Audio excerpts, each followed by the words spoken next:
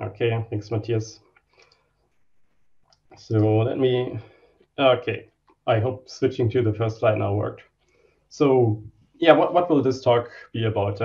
As I heard, you already had this introduction to NAS, or this tutorial NAS in the morning.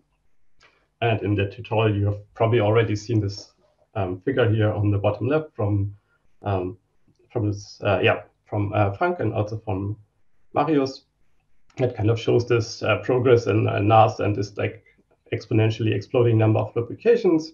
And you've probably also heard in the tutorial, that it's really a fast-growing field right now, and there's kind of new state-of-the-art performance on many data sets, such as C4 ImageNet every couple of weeks or months, at least. So a lot of things are going on right now. But one thing that I kind of don't like right now is, and that is the typical use case that is considered in most of these papers, which is the one here on the right. So typically, most of the papers, they just consider a single data set. And then for this data set, you want to find an optimal architecture. And the way you do it is that you start from scratch. And if then you get a new data set, you kind of repeat this process, and you don't really start off where you have already been before. And so to have this in picture, what this means is basically that if you want to run NAS on multiple data sets, then basically most NAS methods, they kind of scale linearly with the number of data sets, since you don't really reuse what you have already seen before. And I think here it's kind of reasonable to ask the question, is this actually what you want? And is this actually what you would want to do in practice? And the reason why you can ask this question is that we've already seen this quite a lot in the past, that this is not really what people do most of the time. So the most prominent example is probably that if you have trained some architecture on ImageNet, or you have designed some architecture for ImageNet, which is like a large-scale image classification data set, then very often, if you go to a different image classification problem, you just use the same architecture again. Maybe you slightly adapt it. For example, you make it smaller because you have a smaller problem. But in general, this transfer works quite nicely. And even if you go to a different type of problem, so for example, if you go from image classification to semantic segmentation or object detection, very often you just take the architecture that you get from ImageNet and use that as a backbone, which is called most of the time, and then you adapt that architecture to make it work for a new problem, for example, by adding some other components that are specific to the new task you want to solve here. And so in general, I guess it's fair to say that very often, if you find something that works well on some data set or some problem, this very often transfers also to other data sets and other problems. And in fact, when you look at the typical NAS paper, then most of these do the following experiment. So they search for this normal and reduction cell, which you've hopefully seen in the tutorial this morning. And the search is typically done on the small data sets such as C410. And then they also evaluate these cells on a bigger data set such as ImageNet. And the way you transfer these cells is basically, well, you don't change the cells at all, but rather what you do is you kind of change the macro architecture, meaning that you just change how many of these cells do you have and maybe how are they connected. But in general, you just use the more difficult your problem gets, the more cells you use. And this seems to work quite well, yeah. So it seems that also these cells that you search on small data sets, they transfer quite nicely to also bigger data sets. Okay, so this kind of motivates the question, well, why would you want to search from scratch? And isn't there any other way where you can kind of reuse what you've already seen and use this to kind of speed up NAS, or also with other goals in mind? Yeah. And so one approach to kind of tackle this problem is biometal learning. So what does this actually mean? So there are many definitions, I would say, and but there's no such thing like a very definition that is agreed on. So depends on whom you ask, but in general, I think it's fair to say that if you talk about meta learning or also learning to learn, then the idea is that you don't just have a single data set or a single task, but rather you have like a distribution of data sets and tasks, and you kind of want to learn something across this whole distribution of tasks and data sets. And the goal is then that on a couple of tasks, you want to learn something which kind of holds across all the different tasks. And the goal for this meta learning phase could be that either you want to solve a new task then faster, or you want to solve it more accurate, or maybe you want to solve it with like less data. There are probably many more goals, but these are the most common ones. And so you're really trying to leverage what you've learned on previous tasks to solve new tasks in a better way in some sense. And the way I like to think about this is by comparing it to deep learning. So if you look at classical machine learning methods, then what you would typically do is you would manually design or engineer features, and you would use these as inputs to your machine learning algorithm. However, with deep learning, the big picture idea is kind of that, well, you don't need to engineer features, but rather you just learn the features from data. And in a similar sense, you can think about meta learning, that rather than manually designing a learning algorithm, so for example, the way you train a model, you just try to kind of learn a better learning algorithm from your data directly, so that by doing that, for example, you can kind of make use of the previously seen tasks. Okay, but we will see a couple of examples in the next few slides. But in general, this is what the talk will be about. So first, I will give some general introduction to meta learning, and to have like a few exemplary algorithms how you can actually do this. Then the second part of the talk will be about meta learning in combination with NAS, but this time limited to the few-shot learning setting. And then the third part will be a bit more general again, and not just be limited to this few-shot learning setting. Okay. So maybe one quick note before we get started. Basically, everything in this talk is just for deep learning, while meta learning in general is much more broad. And there are also many other meta learning applications and scenarios beyond deep learning. But like everything I say is basically, supposed to be for deep learning, even though many of the approaches actually might also transfer to non-deep learning methods. Okay.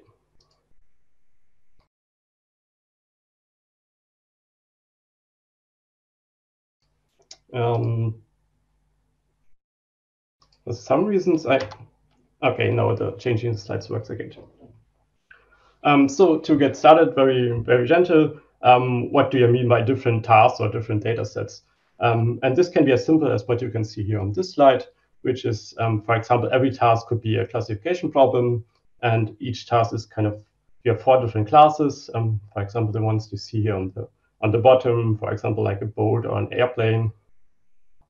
And then in different tasks, you kind of have different classes that you need to identify. And so the first task might be first 4 classes, and the second task might be the second 4 tasks. And the idea is now, well, you've already seen task 1, 2, and 3, and you've kind of already solved them, for example, with a deep neural network. And now you get a different task, which is task 4. And you now need to, again, learn how to solve this problem. And even though these classes are all different, you can imagine that if you've already solved task 1 to 3, there's probably some knowledge you can get from there towards the task 4.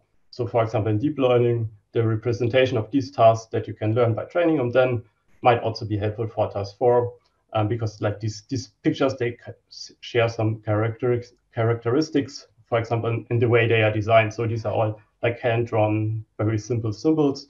And you can imagine that the features that you learn for task 1, 2, and 3, they might also be helpful for task 4. So you might not need to learn task 4 from scratch, but rather you can already kind of use the classifier that you've learned from these first 3 tasks and adapt it. Okay, another example that I took from this paper from J.T. Finn is that you have regression problems of different sine wave functions, as depicted here by the function f of x. And so the different tasks are here, different sine waves with different amplitudes and different phase shifts. So this means for each task, you would like sample some amplitude and some phase shift, say the amplitude 5.0 and phase shift like pi or something. And then for this one task regression problem, so to say, you would get some data, and you would need to fit the parameters, the amplitude and the phase shift for this data you get. And again, here, all these tasks share some similarities in the way, in this case, that they are just different parameterizations of a sine wave function. But there are some general patterns that you will find like across all these different functions. Yeah? And so here's the picture for this example on the right. Here's on this light green color, you can see kind of what you can do with meta learning already. So you can think about this as some form of prior that you can learn from different tasks. And then you get new data and a new sine function. and the data are these like purple triangles. And then now you want to adapt your prior from meta learning to this new data, which is then like the dark greenish function. And in red, you can also see the ground truth function. And so in this example, what you can see is, well, from this data, you can already very quickly adapt to this new data. And your fit up after adapting to data is kind of a perfect fit with the ground truth data. And the interesting part here is now on the part on the left, where you have no data, so you kind of need to extrapolate there. But what you can kind of see is that, yes, of course, your plot is, or your fit is much worse there, but it's still like a very reasonable fit. So for example, it seems that during the meta-learning phase, you kind of have picked up this periodic behavior of your function, and you kind of have picked up that, well, this peak here on the left should be very similar to the peak here on the right. And so even if you don't have any data here on the left, your kind of function extrapolates quite well here to what's happening in this regime. And this is something that you would typically not see in deep learning if you would just like fine tune or like train from scratch. They are typically very good, like when you interpolate between your data points, but extrapolating typically is a big problem in deep learning. But by doing meta learning here, you can kind of pick up this behavior and also have a reasonable prediction outside the area of your data. Okay, so now I want to show two applications of meta learning. The first you might have already seen, and you have some previous talks on hyperparameter optimization, or you will see it over the course of this fall school. And this is from Matthias' AutoSK paper, and this also has some meta learning component, and which is kind of depicted here in the picture with the blue and the green colors compared to no meta learning, which is black and red. And what they do in this work is basically that you try to select your initial hyperparameter configurations or your initial algorithm configurations based on meta learning by comparing the new task, the new data set you get to previously seen tasks or data set. And by that, this works quite nicely. You can already pick initial hyperparameter configurations so that you can start off much better as you would when you just would pick them randomly, for example. Okay, and so the other application I want to show, and this will also be kind of the content of this second part of this talk, is few-shot learning, which is a bit contradicting the general deep learning setting. So in general, in deep learning, you typically have like super big data sets, you have super big models, and you run this on big GPU clusters. But of course, in practice, there are also many scenarios where this doesn't really hold. Yeah. So for example, if you look at medical data sets, they are very often the data is very, very limited since it's very hard or even expensive to obtain data. Then there are also many cases, I think, where you might want to have some general pre-trained model, but at the end of the day, you want to adapt it to the end user. Yeah, this kind of holds for all these IoT applications, basically.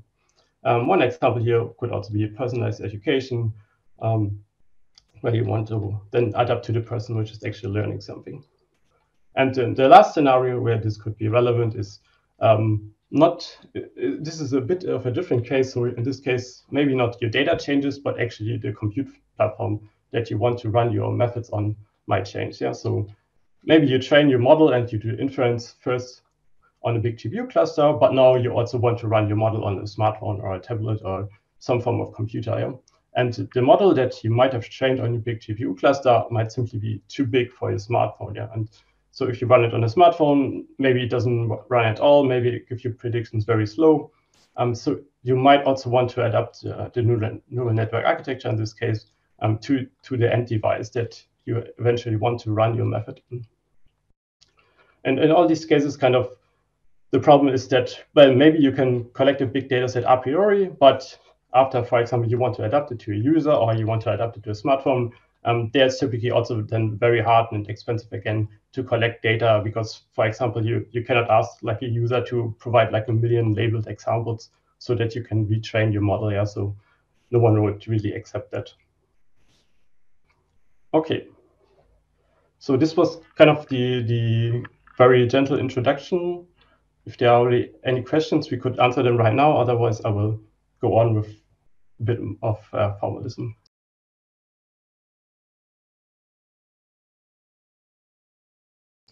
Okay. So if that's not the case, I'll just go on. So how do these methods now actually look like? So this is kind of like a picture to kind of generalize a lot of the approaches. There are many different ones, and not all of the approaches kind of fall into this picture, but I think it's like a nice first step to get an idea of what's going on. So typically in meta learning, you have these two phases. The first you can see on the left, which is the meta training phase, and then on the right is the second phase, which is the meta testing phase. And so typically during meta training phase, you would get a distribution of different tasks you need to solve. And so different tasks can mean very different things. It can mean different data sets or just like different subsets of a data set or so on. You can't really define this more closely. And each task is kind of defined by a training data set and a test data set. In principle, you can also like assume a validation data set here, but I will leave that out to keep it as simple as possible. And then, as you would typically have in general machine learning, well, you define some loss function that you kind of optimize on the training data to find the optimal parameters for whatever machine learning model you want to use. And so what now comes into the game here in the context of meta learning is that additionally to this loss function on the different tasks, you also would define like a meta learning loss, and you also have meta learning parameters, which are denoted by theta meta here.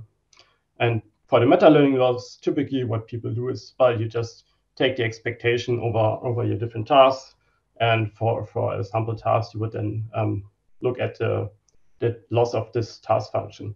And the interesting thing here is that now you would look at the loss on the test data from your training task and not anymore on the training data from your task. The training data you would only use to find the optimal parameters for each task. And then once you found optimal parameters for each task, you would evaluate the meta learning loss on the test data of your tasks, given the weights which are optimal for this one specific task. And then you would kind of try to minimize this function with respect to the meta learning parameters. And the meta learning parameters can also be like very different things. So it really depends on your meta learning algorithm. We will see one or two examples on the next couple of slides. But this can be very abstract in principle. And this could be like parameters of a deep neural network. This could be hyperparameters of a learning algorithm, and many more things also. Okay, so to have this in a picture again, you can look at the top right here. So in this gray inner box, you can see in the task learning process. So this is your typical machine learning or deep learning training, I would say. So you have a task or a data set, and you have a loss on the data set, and then you will update the parameters or weights of your machine learning model with respect to this task. And then in meta learning, in the meta training phase, you have this kind of outer optimization loop on top of all of this with the meta learning loss and the meta parameters of your meta learning algorithm. Okay, and so once you have completed this meta training phase, you would now go to the meta testing phase, where you would evaluate how well does your meta learning algorithm work. And so this means you get a new task, which is typically then denoted by test task. This test task again comes with a training data set and the test data set. And as in typical machine learning, you would use the training data of this to again find the optimal parameters of a machine learning model for your new task. And so this learning process would in some sense depend on the meta learning parameters as well. And then eventually what you would kind of report and return in your paper is, well, you evaluate the loss again, given you find these optimal parameters on the new test data, from your new task. Okay, and so this is a bit tricky, and this is kind of a bit confusing typically, since it's also not so well defined in most papers, and there's also like not really like a unique definition here. But in general, what you should observe here is that there are basically 4 different types of data sets. So first, there are training tasks, which come with a training and a test data set. And so these are typically referred to the meta training data and the meta training testing data. And then at the test phase, you get new test tasks, and these again come with these 2 splits. So now you also have like a meta testing train data set and a meta test data set. And it's kind of important to understand which of these 4 data sets is kind of used to, for optimizing or evaluating which part of the algorithm. So I have a picture here to illustrate this, which I took from a tutorial from actually this year's AAAI, which kind of illustrates this. And so here on the left, you can see again the training phase with 2 tasks. So again, these are image classification problems. And here in yellow, you can see the meta training data that you would use to minimize the loss on each of these tasks.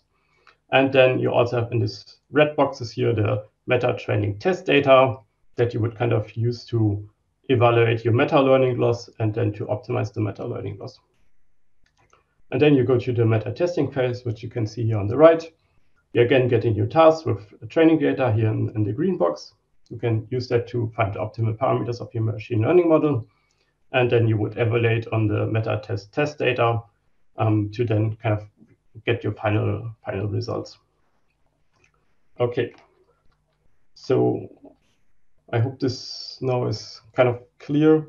So again, there are these 4 different splits, and for different types of the meta training and testing phase, you kind of use different data splits here. And the idea why you use the meta train test data to evaluate the meta learning loss is kind of in general that you want to learn that you can also generalize to data that you have not seen during the actual model training.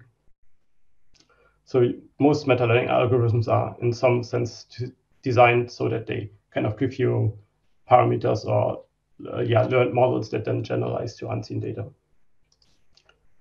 Okay, so to get concrete here, I want to talk about model agnostic meta learning, which is a paper by Chelsea Finn et al. And which kind of is in general, it's not just a paper, but it's a general idea for meta learning algorithms, and there are many follow-up papers here.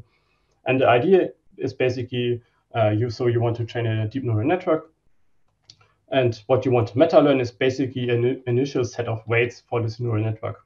And so you want to learn an initial point for your optimization, and this initial point should be designed in a way so that you can quickly adapt to all the different tasks that you might want to see. So this learning process is illustrated here on the right. So theta in this case are just your meta learning parameters, and theta is basically just the initialization of a deep neural network. And then you kind of see 3 different tasks, theta 1, 2, and 3. And for all these different tasks, you need a different set of weights, which are optimal. And what you want to find is kind of this point here in the center of these 3, which is then the initialization. And so from this initialization, you can quickly go to all the different solutions of the different tasks. Okay, so how does this look like in equations? So you would basically do gradient descent on a new task you would get, and you start from theta, which is again your initialization of the neural network, and this is what you want to meta learn. And then you would just perform gradient descent to get the optimal weights for the different tasks you have. And the meta learning loss is here then the sum or expectation over the different losses for the different tasks. And you would try to minimize this with respect to the initialization of the learning or adaptation process for the different tasks. And so to kind of highlight this, I wrote this out. And so if you look at the meta learning loss, really the parameters here of the neural networks are the parameters that you get after running SGD on all the different tasks. Yeah? So if you write this out, then basically this theta I would be you start from theta and you do 1 step of gradient descent in the right direction of your new task. And so the important thing to note here is really that the variable that you're minimizing with respect to is really the initialization of your gradient descent learning algorithm, basically. Yeah? So here on the right, you can see this theta that you want to minimize with respect to. And this kind of means that if you want to compute the gradient of the right-hand side here, then you really you need to differentiate through this adaptation process to a different task. Yeah? So you need to differentiate through SGD learning, basically, or any other learning algorithm that you might want to use. Okay, so in pseudocode, what this method is doing is you sample a bunch of different tasks, and then for all these tasks, you set the initial set of weights to these meta learning parameters that you want to optimize. Then you would run n iterations of gradient descent to get parameters which are optimal for the specific task. And then you would run gradient descent on some of these task losses to kind of optimize or update the initial parameter set. Yeah? And so again, the critical thing here is really that you need to differentiate through like all these update steps in step 2 here. Yeah? So that's kind of, it's a nice idea, but it can also become quite complex quite fast. And if you think about typical deep learning settings where you might do like thousands or even millions of iterations of gradient descent to adapt to a new problem, then you can imagine that this gets kind of quite complex in for computational reasons. And also you have to fight with stabilities and instabilities of this learning process. So that's kind of the downside of this approach, that it doesn't really scale to super big problems, but this typically works quite nice if you, like the number of update steps is in the order of like 5 to 100 maybe. But if you do more update steps than that, then this optimization process where you need to differentiate through all these learning steps gets quite unstable. Okay, so there was one follow-up paper which kind of tries to simplify this approach, and step 1 and step 2 are literally the same as for ML, but the update for the meta learning weights in step 3 is kind of simplified. So here, rather than differentiating through this task learning process, you just do this update in the direction of the new task learned optimal weights, starting from your initial set of weights, and you can kind of think about this as a finite difference approximation of the gradient that you want to have in real. Yeah. And so in general, you can think about this as a gradient, and then you cannot just do like SGD or so, but you could also like plug this gradient into Adam or any other optimizer that you want to have. Yeah, so this is kind of a lightweighted version of ML, so to say. It's super cheap to compute. It's super fast, and in a lot of use cases, this works as well as ML also. What's also interesting here to note is that in ML, basically, what you would need is what I talked about before. You have like this loss in the very end that you use to update your meta weights, and you would need to evaluate that with respect to your meta training test data. But in Reptile, this update in the very end is actually independent of the meta train test data. So you don't really need that split, but you could just like use that as additional training data then. Okay, so they have a nice blog post where you can find some information about this, and they also have a nice demo there, which I want to show. So I hope you can see this if I'm playing it. Can someone give me a thumbs up or something?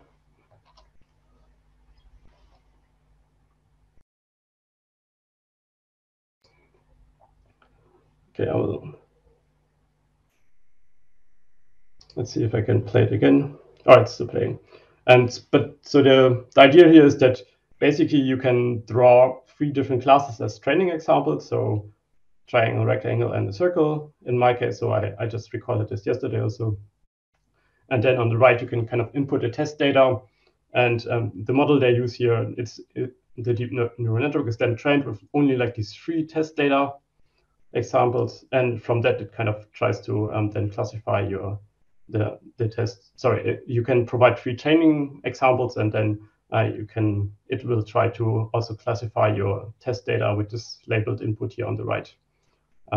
With training only on these 3 examples, which is like a very, very limited amount of data for deep learning, especially.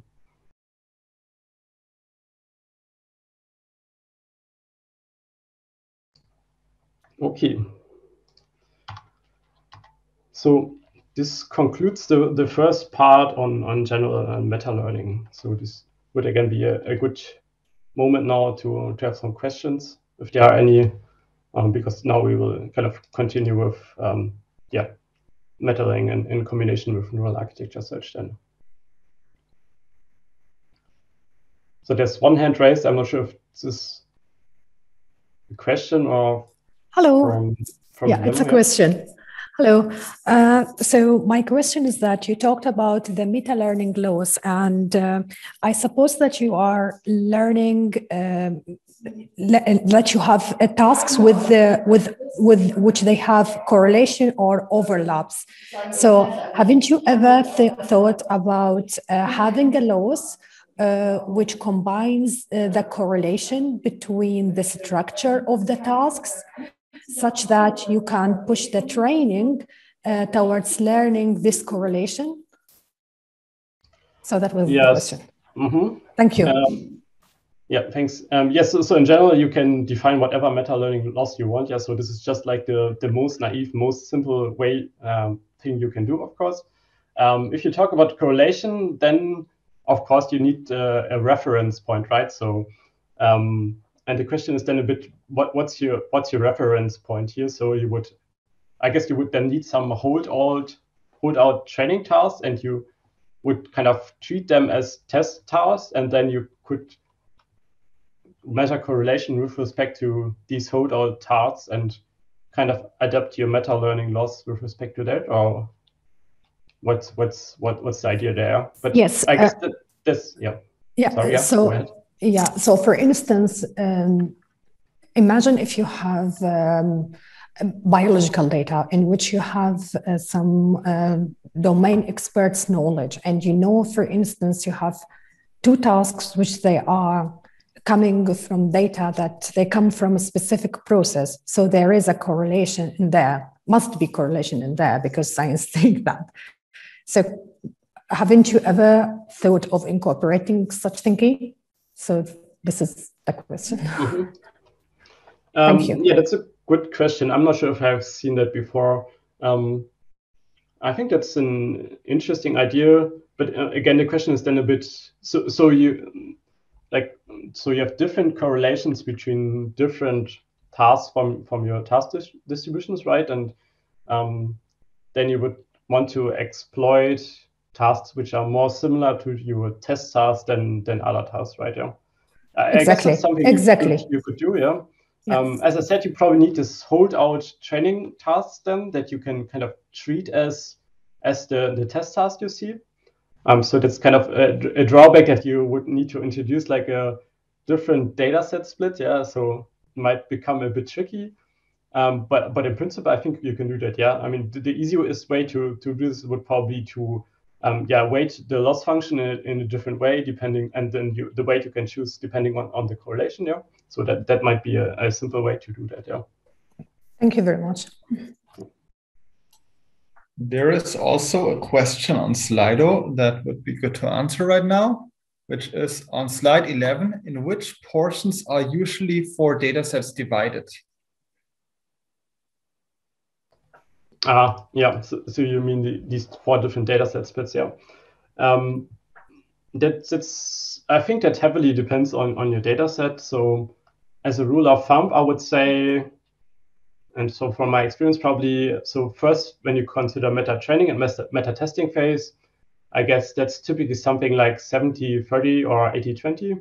So use 70% of the task or 80% of the task for the meta training, and then the remaining for the meta testing phase. But it might also be like a higher percentage for the meta test phase. And then given these 70% of tasks that you use for meta training, there the split is typically similar to what you have in typical deep learning scenarios. So also something like 70-80% for training, and then 30-20% for testing. Yeah.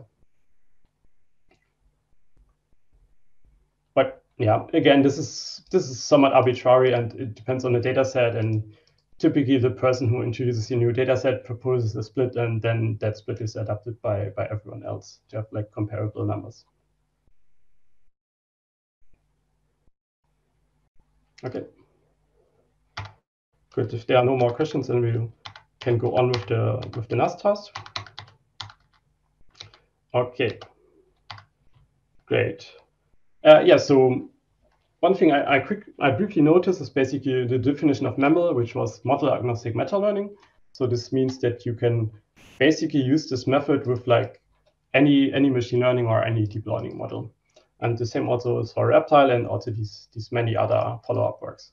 But in fact, all these methods, they kind of just use like a super simple convolutional neural network, and they never really tuned it. So we thought, well, maybe why not just optimize the architecture, and probably you can improve the performance by that. Yep. And so with that, you can probably also kind of in general get better performance when you also and also if you kind of think about in this direction, then you might also think about, well, maybe you don't just want to find a single architecture which is good for meta learning, but maybe you in fact also want to adapt the architecture and not only the weights for different tasks. Yeah, so you might want to use different architectures for different tasks. And the running example here would again be that you might want to run your meta learning method in the very end on different types of devices. And so for like small devices with very limited compute, you might want to use a smaller architecture than you might want to use on a big device. Okay, and so that's kind of the idea of this paper that we published last year, which is kind of an extension to these model agnostic meta learning methods, which kind of combines them with neural architecture search methods. Okay, so you've already seen this picture, which is kind of illustrating this general meta training phase. And so the naive approach then would be that you just put neural architecture search on top of this, and this already has been done in prior work as well. There are basically two downsides of this approach. So the first is, well, now you don't just have like a first loop and a second loop, but actually you introduce a third optimization loop. And you can imagine that this gets quite complex and quite computationally expensive then, because this approach kind of would mean that for every neural architecture you want to evaluate, you need to run the whole meta learning process. And the second downside of this is that in this case, you would just search for a single architecture which works best for meta learning, but you don't have this feature that the architecture can also adapt to different tasks. So instead, what we kind of propose in this paper is that you kind of integrate the neural architecture search component into these already existing components. And by that, you hopefully can make everything more efficient. And hopefully you also get this feature that you can adapt an architecture to a task and not just the weights. Okay, so the way that this kind of method works is kind of based on Dart. So we use Dart's differentiable architecture search as like a NAS method inside this framework. So I guess you have seen Dart before, but I will quickly go over it so that we're all on the same page. In principle, you can also use other approaches, but the key requirement that you need for your NAS approach here is that it kind of is a differentiable process. Because if you remember from like a couple of slides ago, then in ML, for example, you need to differentiate through this adaptation process. If you use something else like Reptile, which is simpler, then actually you can also use something different, but it's kind of important that you have a NAS method which kind of gives you like a continuous parameterization of your architecture. And Dart is kind of the simplest method, which is doing that, yeah. Okay, so to recap Dart, in general, you have this picture here on the left, A, where you kind of need to have the decision what kind of operations do you want to use in your neural network architecture. So for example, 3x3 count, 5x5 count, or a max pooling. And then the idea of these one-shot approaches is that, well, rather than having a discrete choice here, why don't I just use all of these different operations within the model? Yeah. And for all of these operations, I kind of introduce a real valued weight, which is weighting these different operations. And so a higher weight would then mean that the operation is more important than another one. And this weighting of the operations then essentially parameterizes the architecture in a real valued way. And then you can just optimize these weights with a gradient-based approach to kind of figure out which are the most important operations. And then in the last step D here, you would kind of need to have a way to go back from the one-shot model to the discretized architecture. And so typically you would just like choose the argmax and prune all the other operations. And so from a implementation point of view, what you do is, well, you have this bi-level optimization where on the upper level, you try to find the optimal architecture. And then on the lower level, you optimize the weights for a chosen architecture. And then what Dart is doing is you basically have this alternating gradient descent algorithm where you kind of do an update step on the weights of the architecture, and then you do an update step on the architecture. And since this is now just alternating gradient descent, like this whole process is also differentiable. Okay, so then it's actually very simple or very easy to adapt these model agnostic meta learning methods to also adapting the architecture. So here on the left, you again see model agnostic meta learning.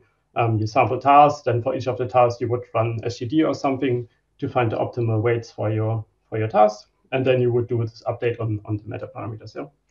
And so in our case, what we do as well, we don't just run SGD to find optimal tasks, but we just run a couple of iterations of darts to not just find the optimal weights, but also to find an optimal architecture. And since like this whole darts process is differentiable, then you can just copy and paste the update procedure from step 3, not just for the weights, but you can also apply the same updates to the architecture. And the nice thing about this approach is that in a similar way that model agnostic meta learning is model agnostic with respect to the model, this kind of approach is also agnostic with respect to the neural architecture search method that you're using.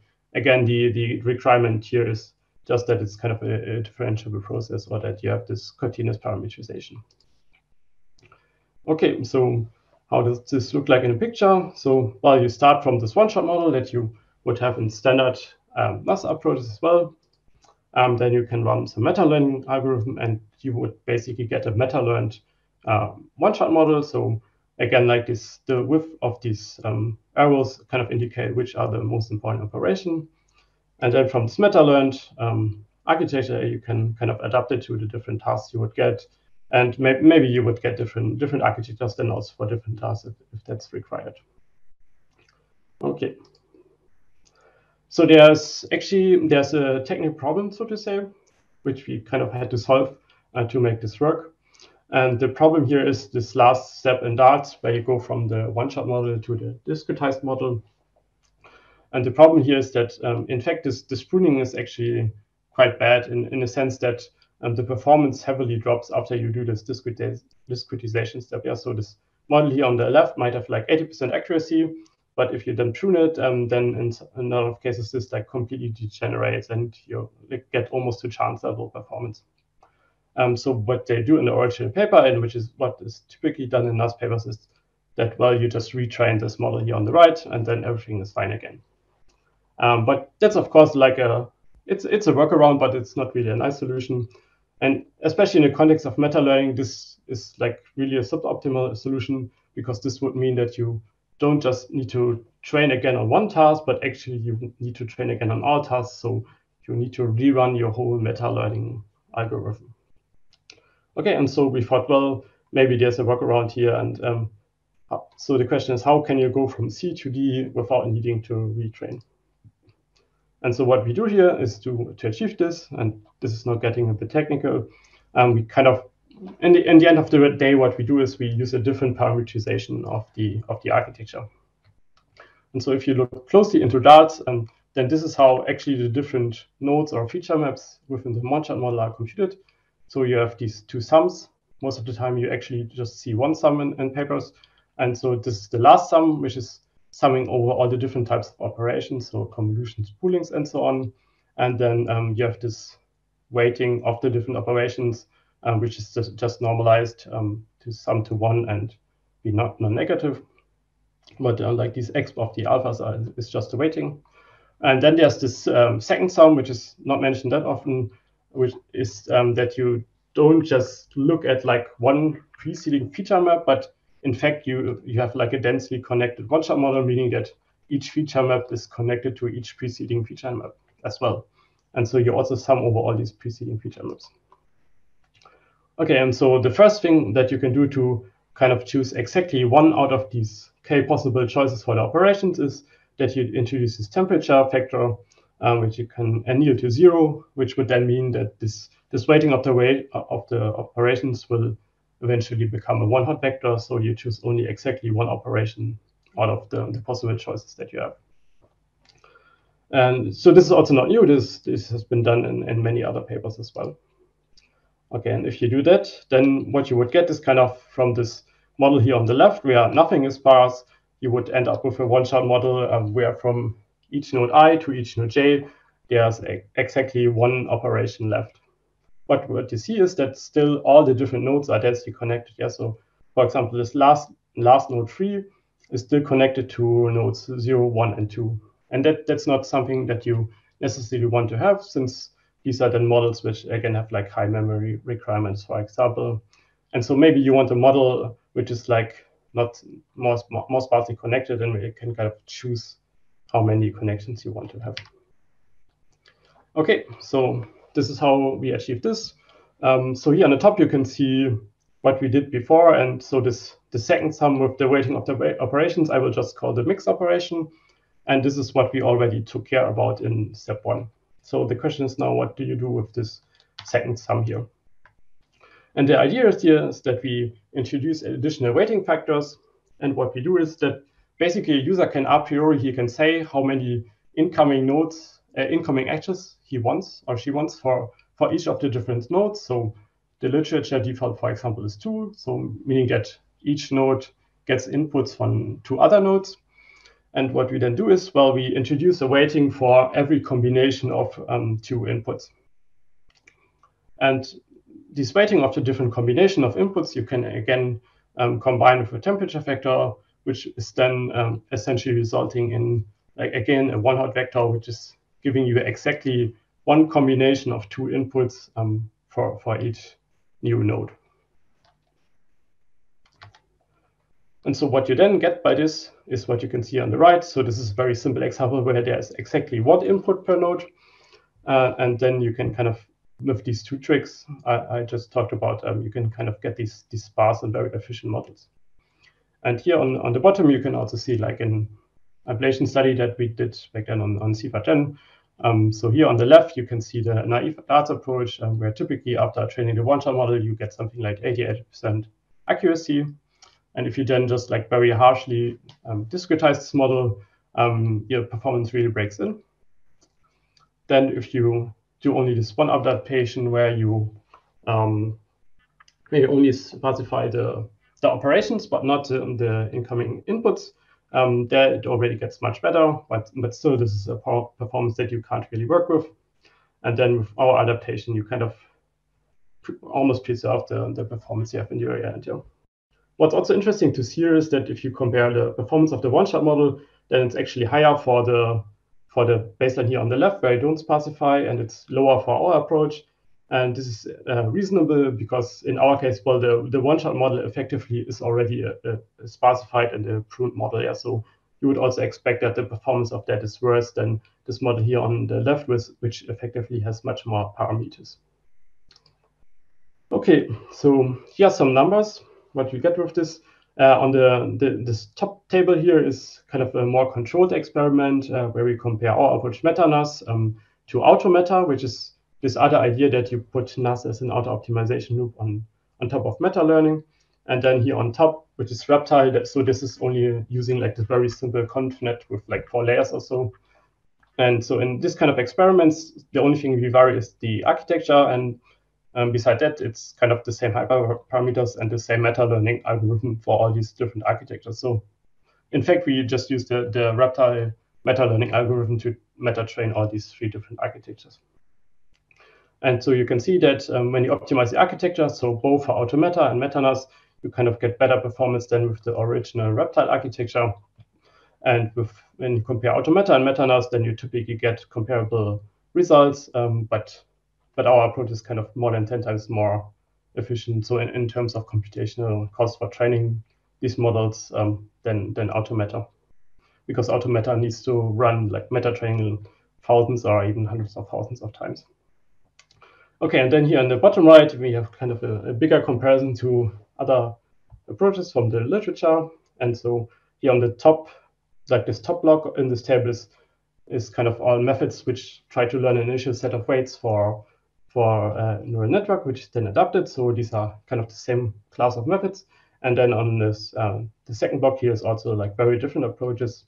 And you can see that here that we also get pretty good performance in all of these benchmarks. And we typically beat, like, these other methods which learn initialization, which is also because our model is much bigger. But we also get, like, same or better performance than these other approaches, which use much larger architectures. And so in fact, you could kind of say, well, of course, your method is better if you compare 1 million parameters to 100,000 or even 30,000 parameters. But in fact, in many of these papers, you kind of find this statement that, well, we tried bigger architectures, but actually you just overfit them and it doesn't work anymore. But a side effect of our work is also that what you can see is here that if you properly regularize your model and you choose a proper model, then in fact, scaling the model up is not a problem, and so you don't run into overfitting necessarily. Okay. Good. So this concludes the second part of the talk. You could do another round of questions at this point, if there are any new in Slido. There are questions in Slido, but not sure if they fit right now perfectly or whether we just should do them in the end. Okay. Yeah. Okay. Then let's just do them in the end. Okay. So for the last part of the talk, I kind of want to come back to this picture which I showed on the very first slide, which is kind of illustrating this problem. The typical NAS approaches scale linearly with the number of data sets you want to solve. And so this part is now not just limited to this future learning setting, but more general NAS approach. Yeah. Okay, and so very recently there was this paper, Metadata Set to Architecture, which I now want to discuss in the remainder of the talk, which kind of proposes a different strategy to kind of overcome this problem of linear scaling, but rather to have an approach with somewhat where the runtime is basically independent of the number of tasks you want to solve. And on the high-level picture, the idea here is that while you collect a database of, or like a data sets, where each element of this database is basically a tuple of data set and architecture. So you have different data sets and different architectures. So there might be like data sets that you've trained with 5 or 6 different architectures, or even more or less. And you kind of try to embed this whole data set then you have to some joint space in a meta training phase. And now if you get a new data set, you can also embed it into this joint space.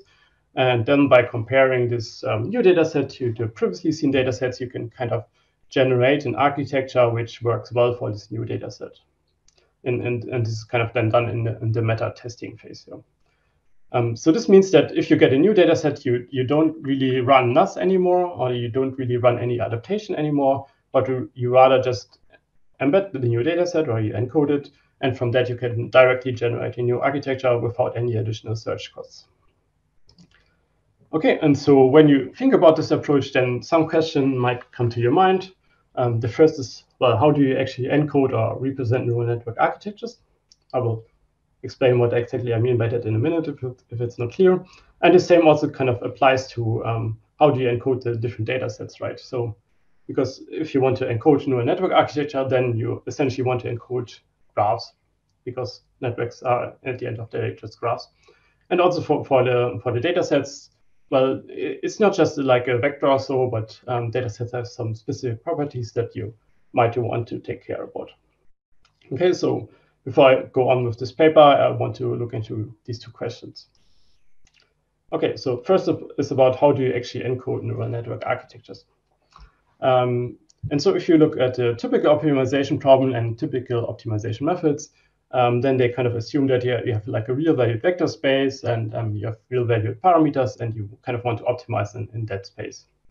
An example here would be that you have a very simple hyperparameter optimization problem where you want to tune the learning rate, weight decay, and batch size, and you could kind of write this as some three-dimensional real valued vector. Of course, batch size, you can now argue that it should be an integer value, but for simplicity, you can treat it like this. Of course, in hyperparameter optimization, there are also many more complex examples. We have like categorical hyperparameters and conditional hyperparameters and so on. But for now, just consider it's a very simple example. And so in this case, it's kind of easy to optimize because, again, most of the optimization algorithms, they are kind of designed for these type of spaces. Okay, but now the question is, what do you do in NAS when you really want to optimize these graph structures of neural networks? Yeah. So, for example, in this case where you want to optimize a normal cell and a reduction cell, how do you write down these graphs as some space, and what kind of data structure in the end of the day you can use to optimize these graphs? So here this is like very, very much unclear how you could actually do this. And in fact, if you work with these cell-based spaces, then what a lot of people do is what you can see in the middle bottom.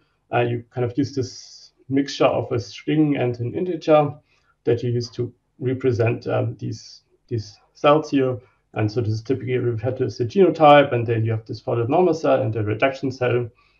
And then you also always have these like tuples of different operations, and like this number after an operation kind of denotes what's the input node for this operation.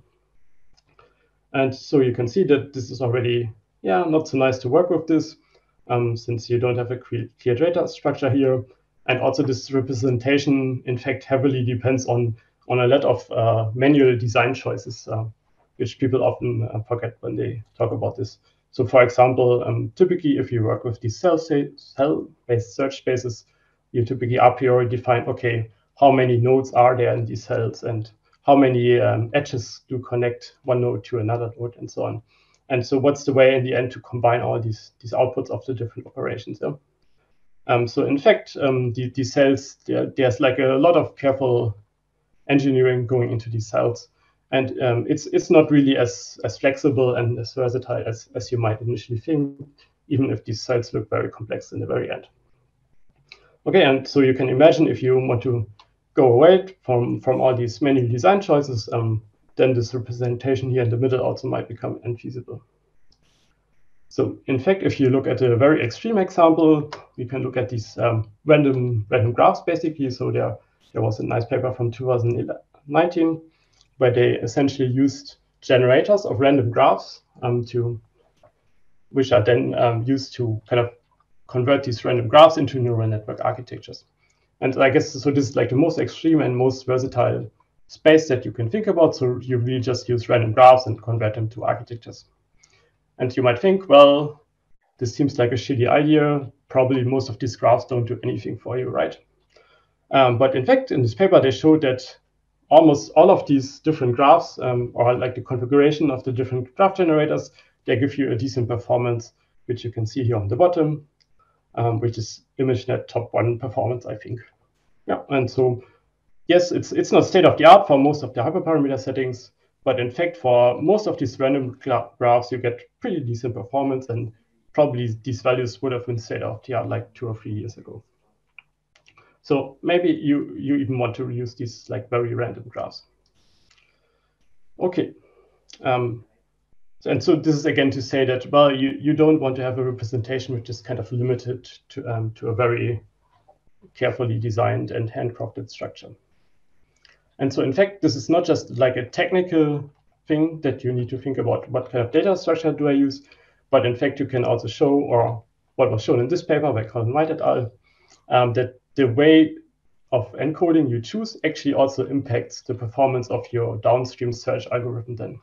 So what you can see here in these two plots is on the x-axis, both of the times is the TPU hours, so just the search time, and then on the y-axis, you can see the test errors.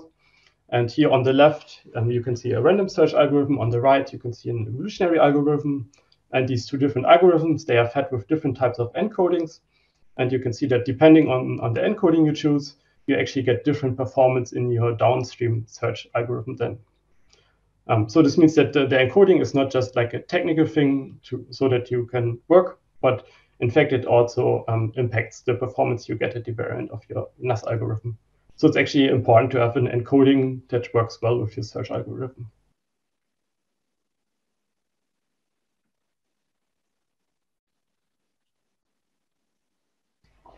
Okay, and so one approach I want to advocate for here is, and this has been like done a lot of times in the last 1 or 2 years, is that the idea that you use graph neural networks to encode neural network architectures. Because again, neural network architectures, in the end of the day, they are graphs, and so it seems like a natural choice to use graph neural networks to encode these kind of data structures. So for those of you that maybe haven't heard about graph neural networks, so the general idea is that it's kind of a generalization of ConvNets, and so rather than using working on like these structured grids, which are images at the end of the day, you define neural network architectures that as an input get a graph and then output a representation of that. And you can see a few papers that use this in the context of NAS here on the bottom right. And there's also some general graph neural network references if you're interested in. And so the beauty about this approach is basically that by doesn't require anymore that you define this encoding manually, but rather you can just learn it by means of the graph neural network. And so the advantages here are also that these graph neural networks are quite flexible. So you can use them to have like any size of neural network. So you can have like 5 nodes, 10 nodes, 20 nodes, whatever. You can have different types of connections between the different nodes. So either being connected to one other node or 5 or 10 or whatever. So you can kind of make all of this work with graph neural networks. So you can really deal with this random graphs if you want to when you're using this model. And the other nice thing is that it's kind of scalable in the sense that the compute time you need to compute this encoding of a neural network is kind of cheap because you can exploit all the advantages that you have in deep learning, and you can kind of run this on GPUs and so on. While some of the other encodings from the last slide I showed, for example, they kind of scale very poorly if your architectures get bigger and bigger. Of course, this is not like a super perfect approach, but it also has some downsides, which is, for example, that, well, first of all, you need to have some data for training this, and it's also kind of unclear like what's actually your objective for training this. So there are also different papers on this. And then the second thing, of course, is, well, this is not as straightforward to use as some like string-based representation or so, but in fact, you kind of need some experience with graph neural networks to kind of make this work. And of course, also the coding effort to use this is much higher than for string-based representations, for example.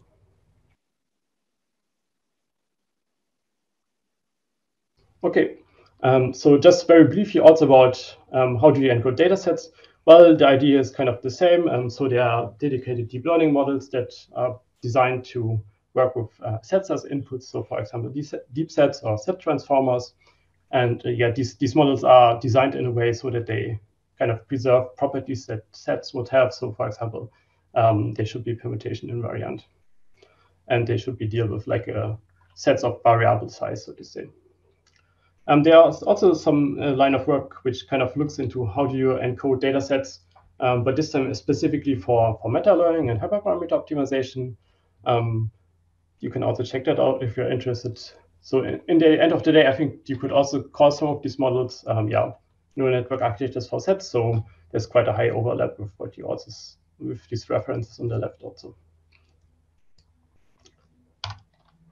Okay, so now we can go back to the original paper that I wanted to talk about.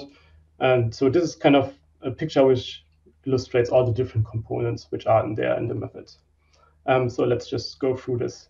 So first of all, here on the left picture, you see the meta training phase, and then on the right picture, you see the meta testing phase.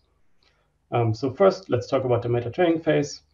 So the input here is you get the different data sets, and then you have an encoder which takes the data set and kind of gives you this real valued representation of the different data sets.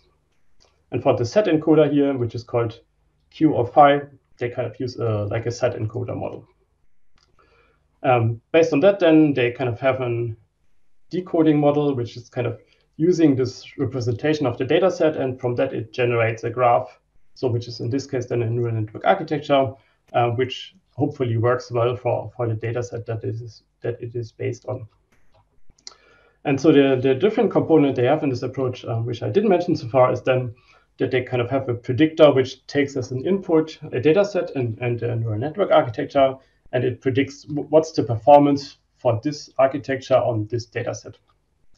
And here again, they kind of use the encoder of the data set, and they use a graph neural network to also encode the neural network architecture.